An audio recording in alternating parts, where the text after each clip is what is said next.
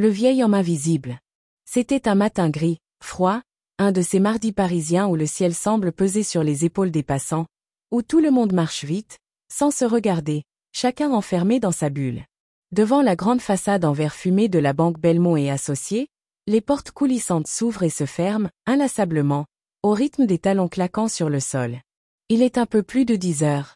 Les clients entrent les uns après les autres, certains habillés de costumes sur mesure, d'autres en tailleur Chanel, attaché-caisse à la main, téléphone collé à l'oreille, lunettes de soleil même sans soleil.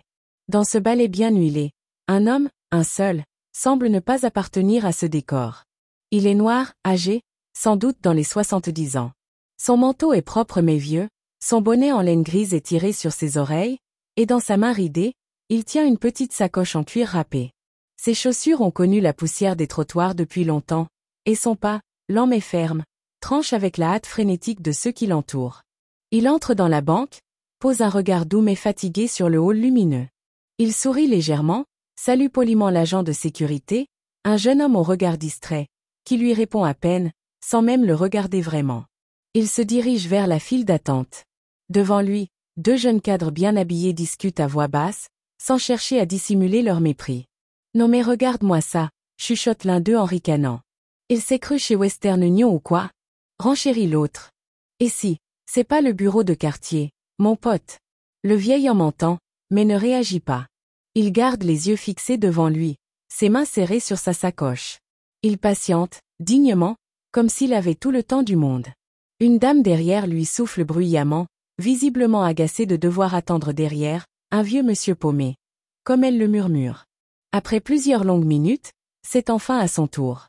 Il s'approche du guichet, où une jeune employée blonde, au maquillage impeccable et au regard distant, lève les yeux, le jauge du regard, et demande sèchement. « Oui monsieur, vous avez rendez-vous ? » « Bonjour, » dit-il doucement, avec un accent léger et une voix posée. « Je voudrais faire un virement, s'il vous plaît. » Elle fronce les sourcils. « Un virement ?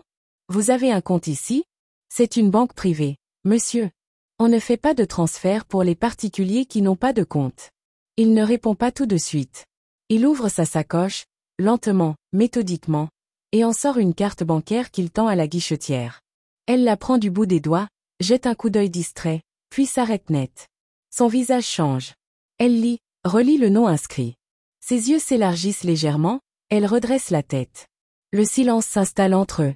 D'un ton beaucoup plus doux, presque nerveux, elle dit « Veuillez patienter une petite minute, monsieur. » Sans attendre de réponse, elle se lève précipitamment, disparaît derrière une porte vitrée sur laquelle on peut lire « Direction ». Les clients, eux, continuent d'observer la scène, certains avec curiosité, d'autres avec un malaise croissant.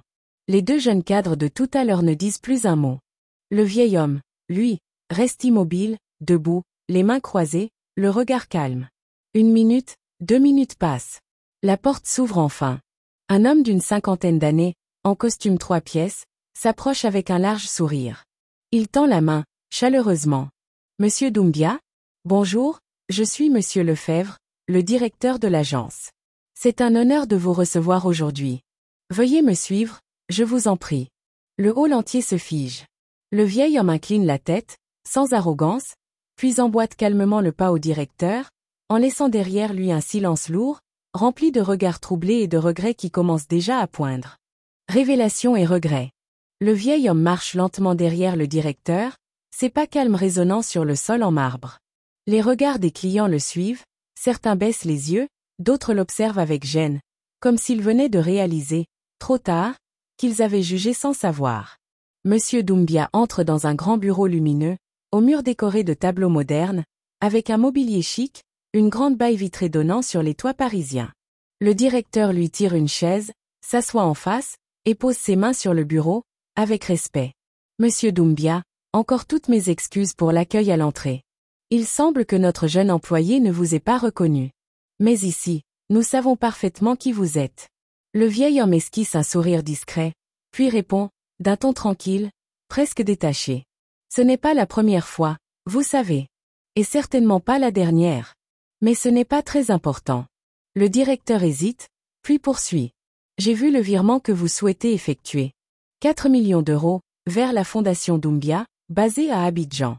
C'est un geste magnifique. Comme toujours. Je vais m'en charger personnellement. Le vieil homme hoche la tête. Il regarde le bureau, les stylos dorés, les cadres en cuir, les diplômes accrochés au mur. Puis, d'une voix lente et posée, il commence à parler, et le directeur se tait. Vous savez, monsieur Lefebvre, j'ai grandi dans un petit village, au nord de la Côte d'Ivoire. À l'époque, il n'y avait pas d'école. Pas d'électricité. Pas même une vraie route. Mais il y avait ma mère. Une femme courageuse, analphabète, mais brillante, qui me répétait sans cesse. Mon fils, même si le monde te tourne le dos, la connaissance, elle, ne te trahira jamais. J'ai étudié, avec une lampe à pétrole, sur des cahiers déchirés. J'ai eu une bourse pour venir en France. C'était en 1976. J'ai dormi dans des foyers, j'ai fait la plonge dans des restaurants la nuit, et le jour, j'apprenais la médecine. J'ai fini par devenir chirurgien. Pas par miracle, mais par travail, par patience, parfois. Il marque une pause. Le directeur écoute, sans oser l'interrompre. Le vieil homme continue, le regard plongé dans le vide, mais la voix toujours ferme.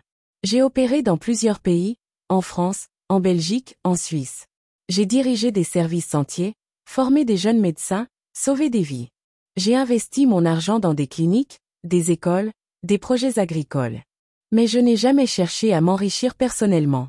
Je vis simplement, je mange simplement, je dors bien, et je remercie Dieu chaque matin. Il sort un document de sa sacoche, le tend au directeur, qui le lit rapidement.